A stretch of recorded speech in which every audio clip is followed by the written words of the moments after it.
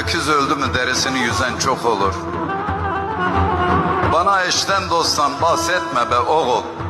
En güvendiğim bile bir anda yok olur. Sakın ola hak yolundan şaşma be oğul. Sen iyiyken etrafından geçilmez. Her sözün altın olur, paha bile biçilmez. Bir de düştün mü elinden su bile içilmez. İşine gücüne sahip ol be oğul. Kardeşlerim bile sana farklı bakarlar. Yağcılık olsun diye her gün mavi boncuk takarlar. İpin ucunu kaçırdın mı bunalıma sokarlar. Sakın kimseye inanma be oğul.